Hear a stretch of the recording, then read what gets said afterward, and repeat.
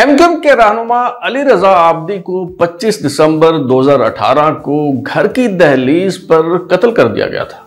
इस वारदात में सहूलतकारी करने वाले 4 मुलजमों को तो इंसदाद दहशतगर्दी अदालत से उम्र कैद की सजा सुनाई गई, मगर उनके हैंडलर्स और मास्टरमाइंड का सुराग नहीं लगाया जा सका। सपारी लेने वाले पकड़े गए, मगर रकम किसने दी, पुलिस तफ्तीश के दौरान ये बात मालूम ना कर सकी। अली रजा आब्दी के ज़रिए इस्तेमाल 2 आईफोन जिनका पासवर्ड उनकी आंख की पुतली यानी रेटिना में था।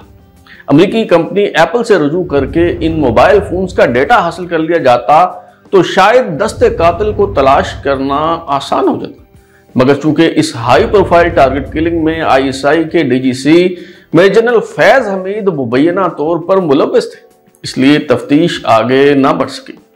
रेकी करने वाले मुलजिम पकड़े गए तो उनके मोबाइल फोन रिकॉर्ड और जियो फेंसिंग रिकॉर्ड के जरिए मालूम हुआ कि पाकिस्तान चौक के करीब मीठाराम हॉस्टल की इमारत से उन्हें हिदायत दी जा रही थी। हसास इदारों का मस्कन ये इमारत मीठाराम हॉस्टल भी इस कदर हसास है कि आज भी टीवी चैनल्स पर उसका नाम नहीं लिया जा सका और आवाज म्यूट कर दी जाती है। अली रजा आब्दी बिरयानी बेचते हुए सियासत में कैसे आए? उनसे ताकतवर तरीन शख्सियात को क्या खतरा था? उनके कत्ल की मंसूबाबंदी कैसे की गई? इस वारदात में कौन कौन मुलव्वस था? आज हम यही जानने की कोशिश करेंगे। मैं हूं बिलाल गौरी और आप देख रहे हैं जराइम की दुनिया से मुतल्लिक सीरीज दास्तान का नया शो।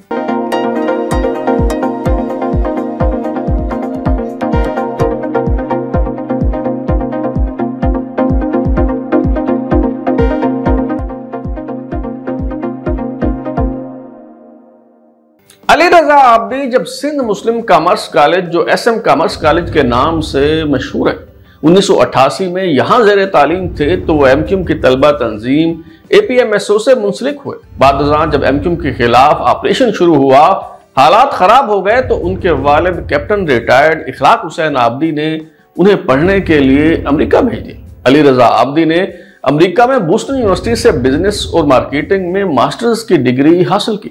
1998 में पाकिस्तान वापस आकर अली रजा आब्दी ने अपने वालिद के कारोबार इखलाक इंटरप्राइजेस के चीफ एग्जीक्यूटिव ऑफिसर की हैसियत से जिम्मेदारियां संभाल ली, मगर उन्हें शोहरत बिरयानी के उस कारोबार से मिली जो उन्होंने कराची में शुरू किया। अली रजा आब्दी ने बिरयानी ऑफ द सीज के नाम से काम शुरू किया, जो बहुत जल्द लोगों की दिलचस्पी का मरकज बन गया। सोशल मीडिया ने कदम जमाए तो अली रजा आब्दी ने एमक्यूएम के बानी अल्ताफ सैन की तवज्जो इस तरफ मबजूल करवाई। उनकी तजवीज़ पर एमक्यूएम में प्रोफेशनल रिसर्च एडवाइजरी काउंसिल बनाई गई और फिर उन्हें पार्टी के सोशल मीडिया का इंचार्ज बना दिया गया। अली रजा आब्दी की नौजवान नस्ल में मकबूलियत और उनकी पार्टी के लिए खिदमात के पेश नज़र 2013 के आम इंतखाबात में NA 251 कराची से उन्हें एमक्यूएम का टिकट दिया गया तो वो बआसानी इलेक्शन जीत कर MNA बन गए। 2018 के आम इंतखाबात में कौमी असम्बली के हल्का NA 243 पर अली रजा आब्दी के मुकाबले में तहरीक इंसाफ के चेयरमैन इमरान खान ने खुद इलेक्शन लड़ने का फैसला किया। एमक्यूएम का दावा है कि इब्तदाई नताइज के मुताबिक यहां से अली रजा आब्दी जीत रहे थे, मगर जब 3 दिन बाद सरकारी तौर पर नताइज आए तो इमरान खान को इस हल्के से कामयाब करार दे दिया गया।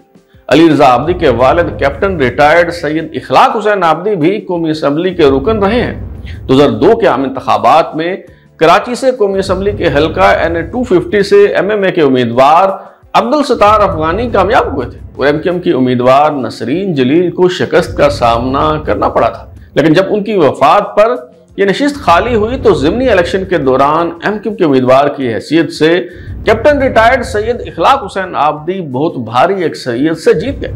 उन्होंने 54,000 वोट लिए, जबकि उनके मद्दे मुकाबल ARD के उम्मीदवार नफीस सदीकी को सिर्फ 10,000 वोट मिले। अली रजा आब्दी के चचा मेजर रिटायर्ड हामिद आब्दी भी सूबाई हुकूमत में मुशीर रहे, जबकि उनकी वालदा सबिहा इखलाक हुसैन आब्दी डॉक्टर है। अली रजा आब्दी को एमक्यूएम लंदन के करीब समझा जाता था, शायद ये वजह थी या कोई और। बहरहाल जब इमरान खान ने कराची से जीती गई नशिस्त छोड़ दी तो ज़िमनी इलेक्शन में अली रजा आब्दी को टिकट नहीं दिया गया। कमरान टेसूरी की एमक्यूएम में शमूलियत के हवाले से भी इख्तलाफात हुए। इन सब वजूहात की बुनियाद पर अली रजा आब्दी ने 31 अगस्त 2018 को एमक्यूएम की बुनियादी रुकनियत से इस्तीफा दे दिया। बादशाह उनकी आसिफ जरदारी से मुलाकात हुई तो ये चहमगोइयां होने लगी कि शायद वो पीपल्स पार्टी में शामिल हो रहे हैं। तहरीक इंसाफ समेत सब सियासी जमातें उन्हें अपनी तरफ माइल कर रही थी। 2018 के इंतखाबात में जिस तरह मुनज़्ज़म धांधली हुई, अली रजा आब्दी इस सियासी बंदोबस्त के खिलाफ कड़ी तनकीद कर रहे थे। जो ताकतवर तरीन शख्सियात को नागवार गुजरती, उन्हें दबाव का सामना था। धमकी आमेज टेलीफोन कॉल्स मौसूल हो रही थी। मशकूक अफराद उनका ताकुब करते। आखिरकार 25 दिसंबर 2018 को जब अली रजा आब्दी की गाड़ी खियाबान गाजी DHA फेज 5 की B2 स्ट्रीट में हाउस नंबर 20 के सामने आकर रुकी तो घर की दहलीज पर ही मोटरसाइकिल सवारों ने फायरिंग करके उन्हें कत्ल कर दिया। उनके वालिद इखलाक हुसैन आब्दी फायरिंग की आवाज सुनकर बाहर आए तो अली रजा आब्दी खून में लथपथ थे। इखलाक हुसैन आब्दी ने गाड़ी निकाली। उनकी अहलिया डॉक्टर सबिया इखलाक आब्दी अपने लख्ते जिगर को गोद में लेकर अस्पताल पहुंची, मगर उनकी जान ना बचाई जा सकी। इससे पहले कि हम आगे बढ़े और इस कत्ल की वारदात के मुख्तलिफ किरदारों को जानने की कोशिश करें, मैं ये वाज़ेह कर दूं कि उस वक्त कौन किस ओहदे पर मुतमक्किन था। Lieutenant general Asim Munir ISI के डायरेक्टर जनरल थे। Major general Faiz Hamid ISI के DGC थे।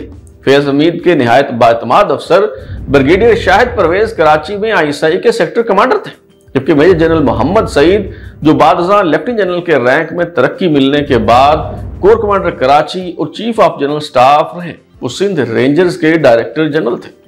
साबिक MNA अली रजा आब्दी के कत्ल का मुकदमा थाना गिजरी में उनके वालिद कैप्टन रिटायर्ड सैयद इखलाक हुसैन आब्दी की मुद्दईयत में दर्ज हुआ। बादशाह इस मुकदमा की तफ्तीश CTD कराची के हवाले कर दी गई, क्योंकि इस वारदात में ISI के DGC major general Faiz Hamid मुबैना तौर पर मुलव्वस थे। इसलिए पुलिस ने कोई खास दिलचस्पी ना ली, मगर हादसाती तौर पर कुछ मुलजिम पकड़े गए। कराची इंसदाद दहशतगर्दी अदालत में सब इंस्पेक्टर मोहम्मद जरीन खान की तरफ से जमा करवाए गए चालान के मुताबिक मार्च 2019 में मोहम्मद फारूक नामी नौजवान को नाजायज असला बरामद होने पर गिरफ्तार किया गया और जब उससे तफ्तीश की गई तो उसने अली रजा आब्दी के कत्ल में मुलव्वस होने का एतराफ कर लिया। मुलजिम मोहम्मद फारूक ने बताया कि उसके दीगर 3 साथी जो इस वारदात में शरीक थे, वो उनसे लियारी के कुकरी ग्राउंड में मिलने जा रहा था। चुनांचे पुलिस ने उसकी निशानदही पर वहां छापा मार के कुकरी ग्राउंड से 3 मुलजिमों अबू बकर, मोहम्मद गजाली और अब्दुल हसीब को गिरफ्तार कर लिया। SSP counter terrorism department Naveed Khwaja ने मुलजिमों की गिरफ्तारी पर प्रेस कॉन्फ्रेंस करके बताया कि मौके वारदात पर 3 मुलजिम मौजूद थे, मुस्तफा उर्फ कालीचरण, हसनैन और बिलाल। जैसा कि CCTV फुटेज में देखा जा सकता है कि अली रजा आब्दी की गाड़ी घर के बाहर रुकते ही मोटरसाइकिल सवार ड्राइविंग सीट पर बैठे अली रजा आब्दी पर फायरिंग कर देते। फायरिंग करने वाले लड़के का नाम बिलाल है। मोटरसाइकिल हसनैन चला रहा था, जबकि मुस्तफा उर्फ कालीचरण भी वहीं गली में मौजूद था। पुलिस तफ्तीश के दौरान मालूम हुआ कि गिरफ्तार मुलजिम फारूक ने बिलाल और हसनैन के कहने पर अपने भाई मुस्तफा उर्फ कालीचरण के साथ मिलकर रैकी की।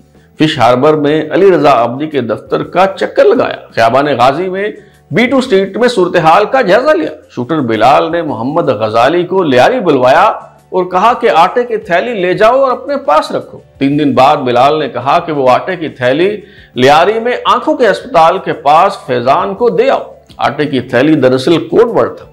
इसमें वो असला था जो इस वारदात में इस्तेमाल होना था। पुलिस ने तफ्तीश के दौरान ये इंकशाफ भी किया कि इस कत्ल की सपारी 8 लाख रुपए में तय हुई। मुलजिम अब्दुल हसीब ने मुस्तफा उर्फ कालीचरण के कहने पर सोल्जर बाजार में हुसैनी ब्लड बैंक जाकर यह रकम वसूल की। पुलिस के मुताबिक ये रकम आटे के थैली में रख कर दी गई, मगर यह मालूम ना हो सका कि यह रकम किसने दी। इन सब का हैंडलर कौन था?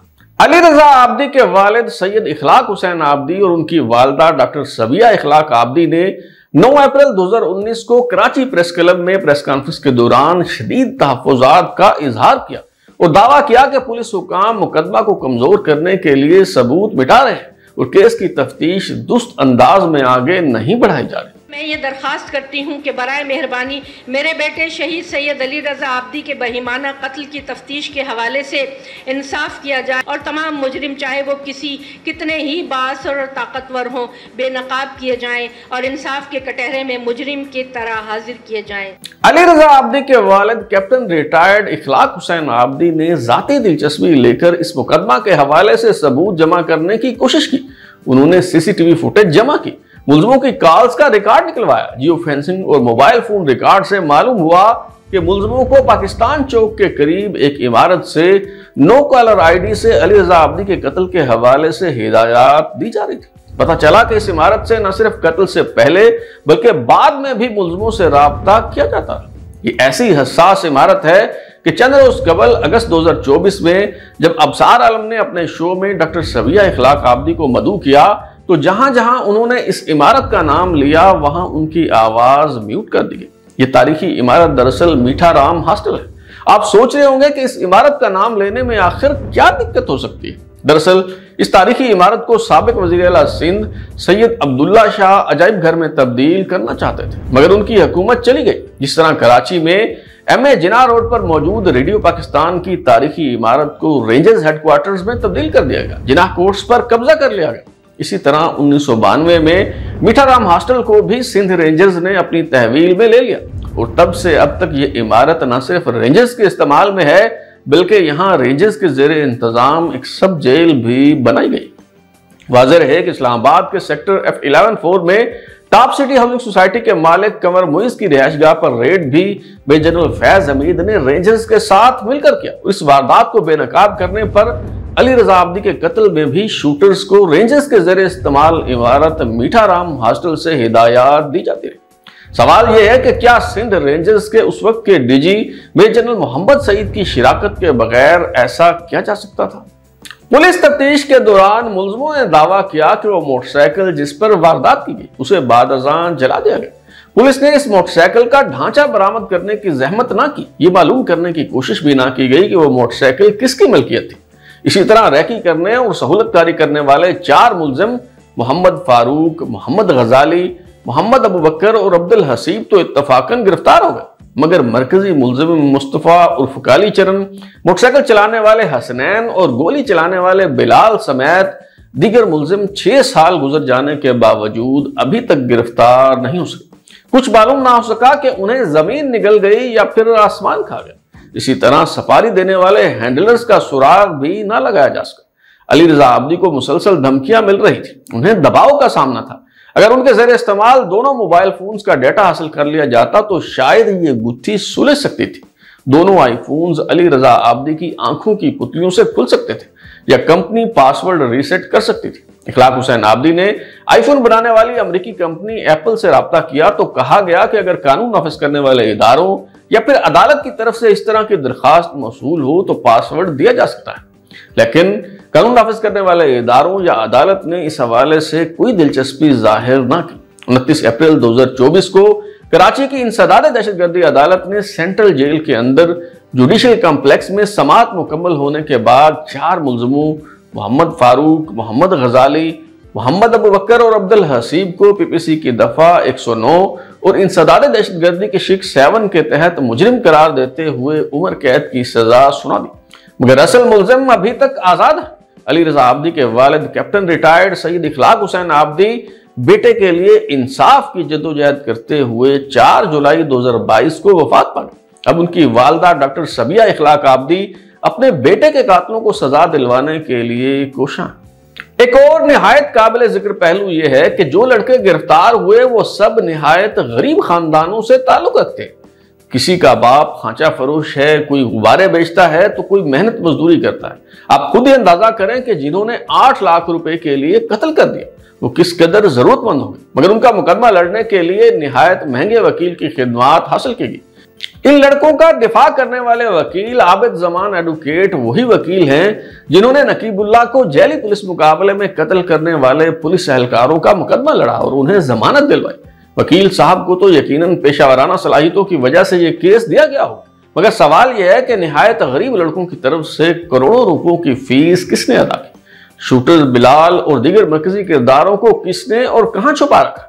अब जब जनरल फैज हमीद का कोर्ट मार्शल हो रहा है तो इस मुकदमा की भी असरनो तफ्तीश होनी चाहिए। ये थी अली रजा आब्दी के कत्ल की रोदाद। अब तक लिए इतना ही। बिलाल और को इजाजत दीजिए। अगर आप अपनी राय देना चाहते हैं या फिर कोई तजवीज तो हमारा व्हाट्सएप नंबर 033284105337 दस्तियाब है। अपना फीडबैक दें, लाइक करें, सब्सक्राइब करने के बाद बेल आइकन यानी घंटी दबाएं ताकि आपको नई वीडियोस के नोटिफिकेशंस मिलते रहे। बहुत शुक्रिया।